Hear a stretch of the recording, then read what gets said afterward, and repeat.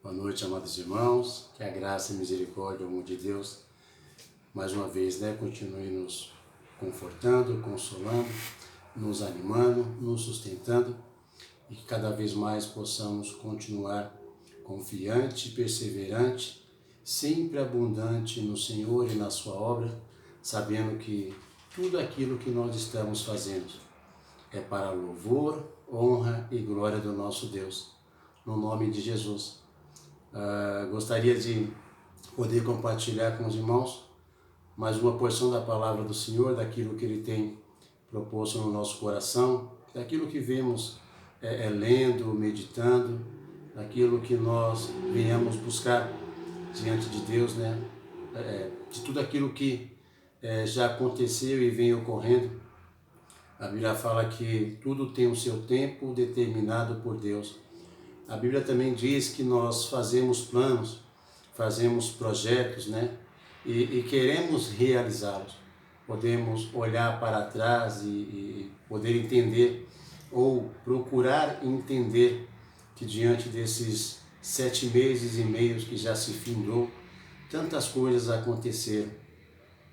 Lembrando na virada do ano quantos planos e desejos nós nos propomos a fazer, a realizar, projetos que colocamos no pensamento, no coração, no papel, de estudar mais, o projeto de poder melhorar em alguma área da nossa vida que precisa ser melhorada, o projeto de poder servir a Deus de todo o nosso coração, com toda a intensidade, o projeto de poder estudar e buscar de maneira acadêmica uma melhor compreensão, entendimento, talvez comprar uma casa, talvez comprar um carro, enfim, foram tantos projetos que não só eu, mas os irmãos, e eu creio que todo o mundo deve ter feito numa virada de ano, de 2019 para 2020.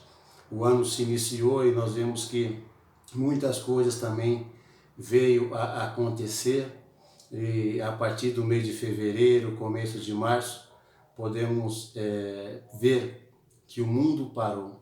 De certa maneira, muitas coisas deixou de acontecer, muitos projetos que nós e o mundo todo, as pessoas planejaram colocar em prática, não conseguiram fazer, não conseguiram realizar.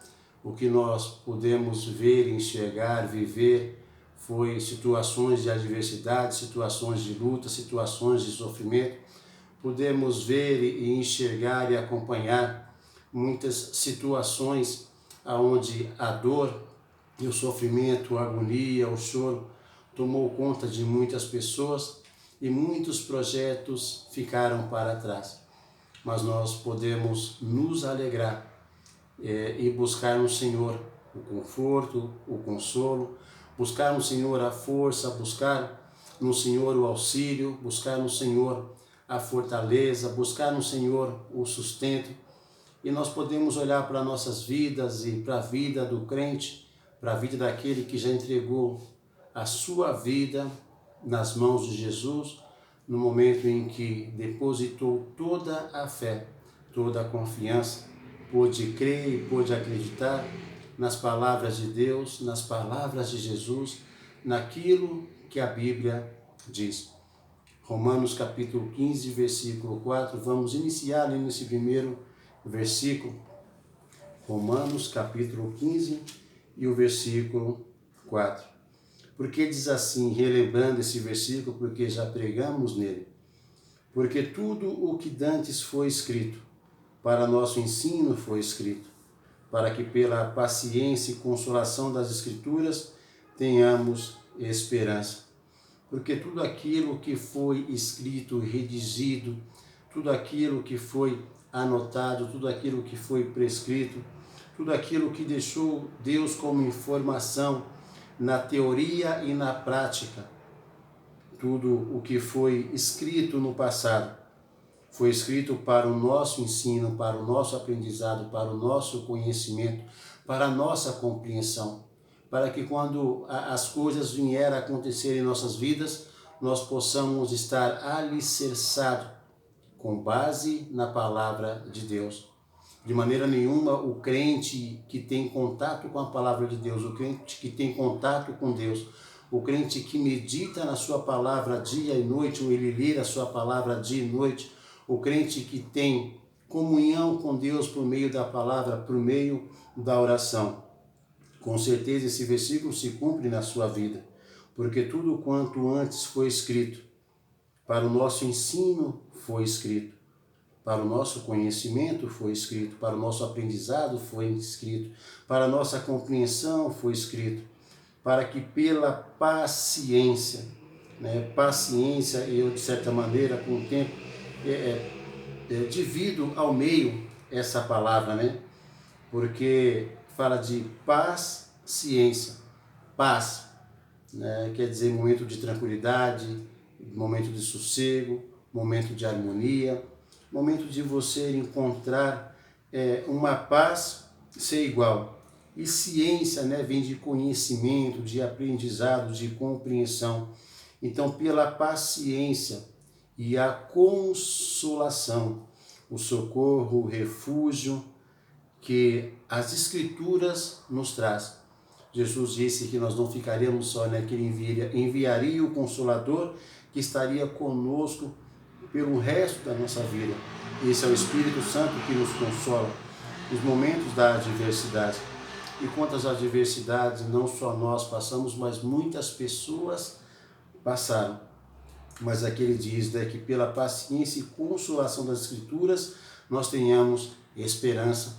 Nós podemos esperar, aguardar que tudo vai voltar ao normal, que tudo vai voltar como antes, que tudo vai voltar da maneira como estava. Mas isso só se obtém, essa esperança, quando nós atentamos para aquilo que a Bíblia diz, para aquilo que foi escrito, que foi registrado na teoria, na vida de muitos homens, na prática, na vida de muitos homens. Então, porque tudo quanto foi escrito para o nosso ensino foi escrito, para que pela paciência e consolação das Escrituras nós tenhamos esperança. E ter esperança no momento de caos, no momento de tristeza, ter esperança no momento de dor, ter esperança no momento de perda, ter esperança no momento onde as coisas não vão caminhando bem, onde é que nós possamos buscar esperança. Mas antes de caminhar nesse sentido, nesse contexto, olha só o que Deus diz para nós, servos de Deus, aqueles que estão com a sua vida alicerçada na pessoa do nosso Senhor e Salvador Jesus Cristo. A única e principal, fundamental esperança para a raça humana. A única esperança aonde todo o ser humano que depositar a sua fé, a sua confiança nele, ele vai poder dizer, como Paulo diz, eu sei em quem eu tenho crido e estou bem certo que ele é poderoso para guardar o meu tesouro, o meu depósito, para guardar a minha vida até aquele dia em que nós estamos esperando pela volta do nosso Senhor e Salvador, Jesus Cristo. Porque quando Cristo voltar, de certo que tudo aquilo que ocorre no mundo será mudado, será transformado, não será como é hoje.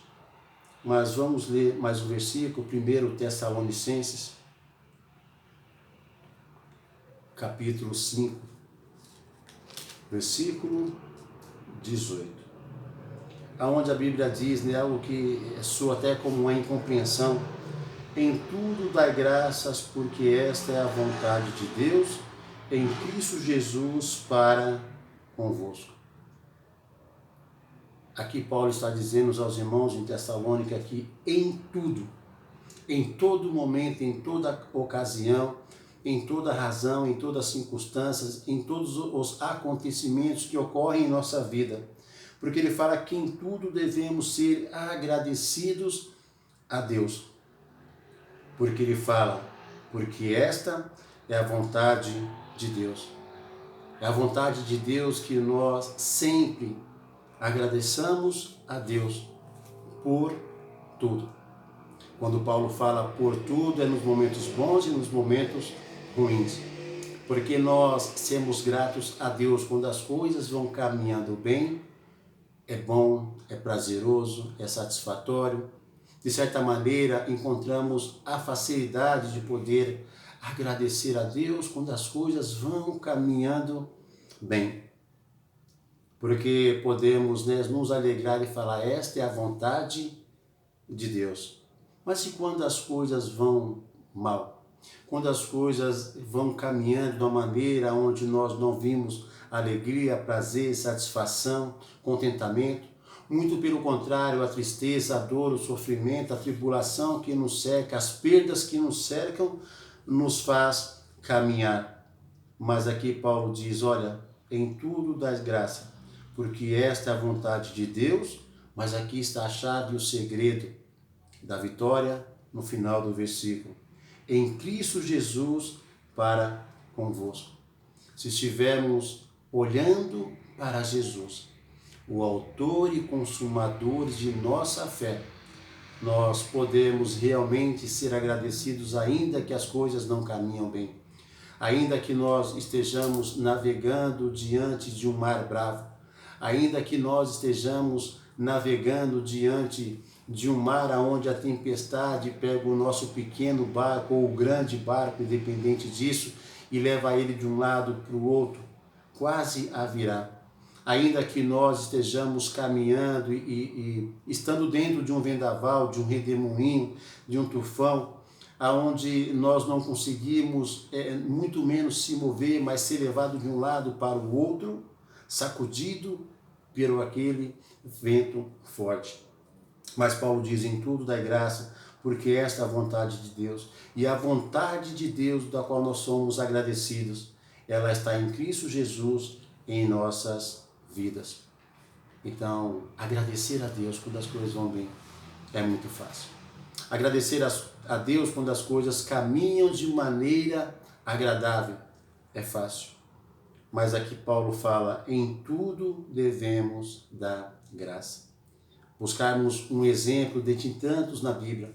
O autor de Hebreus, ele cita muitos heróis da fé que pela sua fé eles alcançaram o testemunho. Mas vamos lá em Jó capítulo 1, um homem da onde pregamos muitos ensinamentos, muitas palavras. E aqui nós vemos que Jó viveu esses dois momentos, em ser grato a Deus quando as coisas caminham bem e em ser grato a Deus quando as coisas caminhou ruim. Capítulo 1 de Jó, versículo 1 até o versículo 3, não vamos ler todos os versículos, mas pausar alguns versículos para caminharmos dentro desse exemplo. A Bíblia diz que havia um homem na terra de Uz, cujo nome era Jó. E este era homem sincero, reto e temente a Deus, e se desviava do mal. Aqui um exemplo a ser seguido, né? Um homem sincero, um homem reto, um homem que temia, respeitava, reverenciava, adorava, exaltava a Deus e se desviava do mal. Como pregamos, né, dias atrás, fugir de toda a aparência do mal, e Jó era um homem que fazia isso na vida. Jó, ele procurava fazer tudo da maneira mais correta possível, da maneira mais sincera possível, da maneira mais certa possível. E com isso, temendo a Deus, respeitando a Deus, reverenciando a Deus, considerando a Deus, e se desviava de tudo aquilo que era mal, de tudo aquilo que fazia com que ele ia dar um mau testemunho ou que ele vivesse uma vida, as suas ações, o seu falar, o seu agir, o seu pensar, a sua maneira de proceder não agradasse a Deus. Versículo 2 e 3 diz que nasceram-lhe 7 filhos e 3 filhas, e era o seu gado 7.000 ovelhas e 3.000 camelos, 500 juntas de bois, 500 jumentas, e também era muitíssima a gente ao seu serviço. O Jó tinha muitos e muitos empregados, de maneira que esse homem era maior do que todos o do Oriente. Jó, na sua época, nesse momento aqui, Jó era uma pessoa onde ele tinha tudo.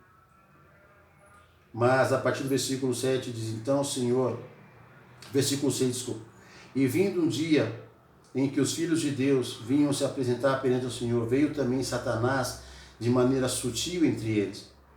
Então o Senhor disse a Satanás: de onde vens? E ele respondeu ao Senhor, disse: de rodear a terra e passear por ela. E disse o Senhor a Satanás: observaste tu o meu servo Jó? Porque ninguém é na terra semelhante a ele, homem sincero, reto, homem justo, homem temente a Deus e que se desvia do mal. Porém, olha a resposta de Satanás para Deus. Então respondeu Satanás ao Senhor e disse: porventura teme Jó a Deus em vão? Porventura Jó tem uma vida reta, justa, sincera, se desvia do mal, sem que nenhum motivo tenha sobre a sua vida? Sem que nenhuma razão, circunstância ele venha a fazer isso? Satanás está colocando a fidelidade de Jó para com Deus de uma maneira condicional. Porventura não cercasse tu de bens a ele? Porventura a sua casa e tudo quanto tem, a obra das tuas mãos abençoaste, o teu gado está aumentando na terra? Mas Deus fala para ele: olha, estende a tua mão e toca em tudo quanto ele tem, e verás se não blasfema contra ti. E assim Satanás acusou Jó diante de Deus. Mas diz o Senhor a Satanás: eis que tudo quanto tem na sua mão, todos os seus bens, tudo aquilo que ele possui, você pode tocar. Somente contra ele não estenda a tua mão. E Satanás saiu da presença do Senhor. Então Satanás acusa Jó diante de Deus e diz: porventura ele te serve com toda a fidelidade, sem que não tenha um motivo? O motivo que eu percebo que ele faça isso é porque a vida dele vai bem, ele prospera, ele é uma pessoa que vive de maneira tranquila, calma e sossegada. Mas Jó era um homem temente a Deus. Jó era um homem que se levantava de madrugada para poder buscar a Deus e adorar a Deus, para poder oferecer sacrifícios de louvor a Deus, para poder oferecer sacrifícios de perdão pelos pecados dos seus filhos e pelos seus pecados e também dos seus que estavam com ele. Então vinham toda aquela atrocidade na vida de Jó. Vamos ler os versículos. E sucedeu que num dia em que os filhos e suas filhas comiam e bebiam vinho na casa de seu irmão primogênito, veio um mensageiro a Jó. Ele disse: os bois lavraram e as jumentas pasciam junto a eles. E eis que deram sobre eles os sabeus e o tomaram, e os moços feriram ao fio da espada. E eu somente escapei para te trazer a nova. Estando ele ainda falando, veio o outro e disse: fogo de Deus caiu do céu e queimou as ovelhas e os moços e consumiu, e só eu escapei para te trazer a nova. Estando ele a esse ainda falando, veio o outro e disse: ordenando os caldeus 3 bandos, deram sobre os camelos e o tomaram, e os moços feriram a fio da espada, e somente eu escapei para te trazer essa boa nova notícia. Estando ainda esse falando, veio o outro e disse: estando seus filhos e suas filhas comendo e bebendo, e em casa do seu irmão primogênito, eis que um grande vento sobreveio da lei do deserto e dos 4 cantos da terra, ao qual caiu sobre os mancebos e morreram, e só eu escapei para te trazer a boa nova. Então Jó se levantou, rasgou o seu manto, raspou a sua cabeça e se lançou em terra e adorou. Jó não reclamou, Jó não blasfemou, Jó não renegou a Deus. Simplesmente o ato de Jó rasgar as suas roupas, rasgar as suas vestes, rasgar a sua cabeça, né? É o sentido de que aquela situação traria ou trouxe para Jó aflição. Mas Jó, no final de tudo, ele adorou a Deus, louvou a Deus, exaltou a Deus e disse: nu saí do ventre de minha mãe e nu tornarei para lá. O Senhor o deu, o Senhor o tomou, bendito e louvado seja o Senhor. Em tudo isso, Jó não pecou, nem atribuiu a Deus falta alguma. Então nós podemos ver na vida de Jó os 2 momentos de ser agradecido a Deus. Primeiro, porque Jó tinha tudo, a vida ia bem. E no segundo momento, quando as tragédias, os holocaustos, a situação de adversidade veio na vida de Jó, uma notícia atrás da outra, que realmente, irmãos, é o que as pessoas têm vivido hoje, é o que as pessoas têm passado hoje. Talvez nós, talvez parentes, talvez amigos, Talvez muitos nesse mundo estão passando por uma notícia atrás da outra. Tampouco nos recuperamos de uma situação, nos sobrevém outra. Mas que possamos aprender com Jó. Porque tudo aquilo que foi escrito no passado, de maneira teórica e de maneira prática vivida por homens que Deus usou para que nós possamos, compreender e entender as Escrituras. E nós possamos realmente ser grato a Deus. E possamos, em tudo, dar graças a Deus. Porque em tudo está a vontade de Deus. Existe a permissão de Deus, mas no total, a vontade de Deus ela é plena em tudo. Jesus no Getsemane, no momento em que aquela dor, aquela agonia, aquele sofrimento acometia a sua carne, ele saiu a orar e chamou alguns dos seus apóstolos, e falou: fique aqui e vigiai comigo, que eu vou ali orar. Vou conversar com Deus, vou conversar com o Pai.